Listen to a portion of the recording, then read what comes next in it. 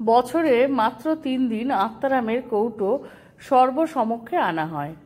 সেই 3টি তিথি হল জগন্নাথ দেবের স্নানযাত্রা, দুর্গাপুজোর অষ্টমী বা মহাষ্টমীর স্নান এবং শ্রীরামকৃষ্ণের জন্মতিথি পূজা। বেলুড় মঠে রক্ষিত আত্মারামের কৌটোর শক্তি সত্যতা প্রমাণ ও স্বামীজির নিজ জীবনে তাহার প্রয়োগ। ঠাকুরের শরীর যাবার পর যে কৌটোটিতে তাহার ভস্মাবশেষ রক্ষিত ছিল ও বেলুড় মঠে নিত্য যে কৌটোটিকে বিশেষ সন্তর্পণে পূজা করা হয় তাকেই আত্মারামের কৌটো বলা হয়।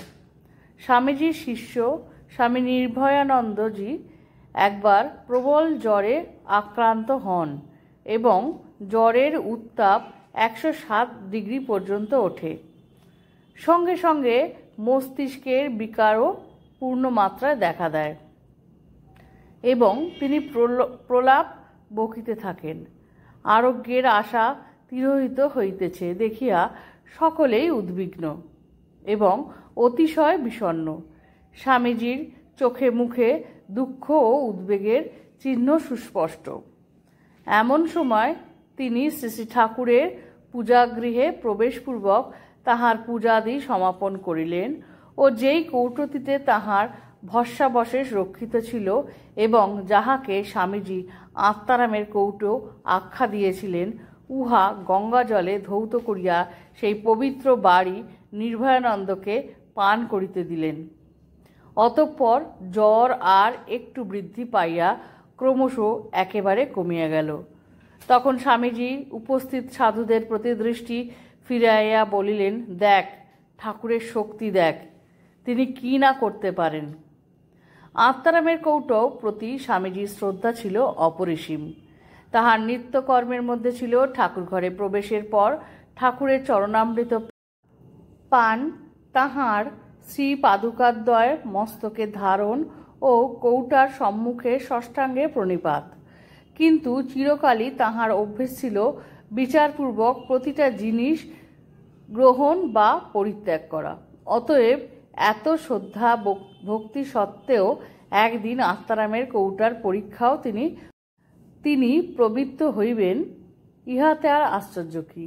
একদিন যথারীতি ষষ্ঠাঙ্গ প্রণিপাত ও মস্তকে কৌটো স্পর্শ করিবার পর ঠাকুরঘর হইতে বাহিরে আসিবার সময় অকস্মাৎ তাহার মনে হইল, সত্যই কি এতে আত্মারাম ঠাকুরের আবেশ রয়েছে?